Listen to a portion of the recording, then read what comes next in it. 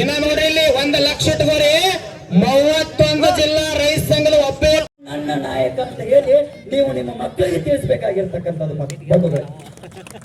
ಯಾಕಂತ ಕೇಳಿದ್ರ ಪ್ರತಿಯೊಂದು ಬಜೆಟಿನೊಳಗ ಒಬ್ಬ MLA ಸತ್ತಂದ್ರ, ಒಬ್ಬ ಸರ್ಕಾರಿ ನೌಕರ ಸತ್ತಂದ್ರ ಅವ್ರಿಗೆ ಇಂತಿಷ್ಟಂತೇಳಿ ರೊಕ್ಕ ಕೊಡ್ತಾರ, ಇಂತಿಷ್ಟಂತೇಳಿ ಪರಿಹಾರ ಧನವನ್ನ ಕೊಡ್ತಾರ.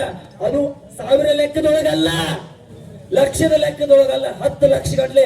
ಒಬ್ಬ MLA ಗಾಡಿ ಆಕ್ಸಿಡೆಂಟ್ ಆತಂದ್ರೆ ನಾವೇನು ಟ್ಯಾಕ್ಸ್ ಕಟ್ತೇವಲ್ಲ, ಆ ಕಟ್ಟಿದ ಟ್ಯಾಕ್ಸ್ ಇಂದ MLA ಗಾಡಿ ರಿಪೇರಿ ಆಕೈತಿ.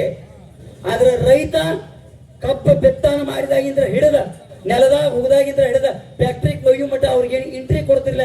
ಅದನ್ನ ಸ್ವಂತ ಬೆವರಿನ ಹಣಿ ಇರ್ತದ, ಸ್ವಂತ ಬೆವರಿನ ಹಣಿ. ಇದನ್ನ ನಾವು ಅರ್ಥ ಮಾಡ್ಕೊಳ್ಬೇಕಾಗಿದೆ. ಯಾವತ್ತು ಸರ್ಕಾರ ನಮ್ಮಿಂದ ಹೊರತ, ಸರ್ಕಾರದಿಂದ ನಾವಲ್ಲ. ನಾವು ಹಾಕ್ತಕ್ಕಂತ ಒಂದು ಮತದ ಭಿಕ್ಷೆ ಐತಲ್ಲ, ಅದರಿಂದ ಅವರು ದೊಡ್ಡವರು ಅದಾರ. ದೊಡ್ಡ ದೊಡ್ಡ ಫ್ಯಾಕ್ಟ್ರಿಗಳು ಕಟ್ಟಿದವ್ರ, ದೊಡ್ಡ ದೊಡ್ಡ ಫ್ಯಾಕ್ಟ್ರಿಗಳು ಕಟ್ಟಿ ದೊಡ್ಡ ದೊಡ್ಡ ಲಕ್ಷ ಗಂಟಲೆ ಲಾಭ ತಗೊಂಡ ಅದ್ರೊಳಗೆ ಕೆಲಸ ಮಾಡೋರಿಗೆ 10,000 ಪಗಾರ ಕೊಡಕತ್ತಾರಲ್ಲ. ಅವ್ರ ಬರೀ 10,000. ಅವ್ರು ನಾವ ಕಟ್ಟಿರೋ ಟ್ಯಾಕ್ಸ್ ನಿಂದ್ರ ದೊಡ್ಡವರಾದವ್ರು. ಮತ್ತ ಇದ್ರೊಳಗಿನ ಬೇರೆ ಮಾತಿಲ್ಲ.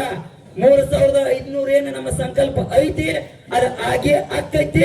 ಇದಕ್ಕೆ ತಾಯಿ ಭಾರತಾಂಬೆಯ ಸಾಕ್ಷಿ ಐತಿ, ರೈತರ ಶಕ್ತಿ ಐತಿ ಅಂತಕ್ಕಂಥ ಮಾತಿನೊಂದಿಗೆ ಬಹಳ ಕಲ್ಯಾಣ ಕರ್ನಾಟಕ ಭಾಗ ಆಗಿರ್ಬೋದು, ನಮ್ಮ ಉತ್ತರ ಕರ್ನಾಟಕ ಭಾಗ ಆಗಿರ್ಬೋದು, ಸಮೀಪದೊಳಗೆ ಹಿತ ಚಳುವಳಿ ಆಗಿಲ್ಲ, ಮುಂದೆ ಆಗ್ತಾವಲ್ಲ ಗೊತ್ತಿಲ್ಲ.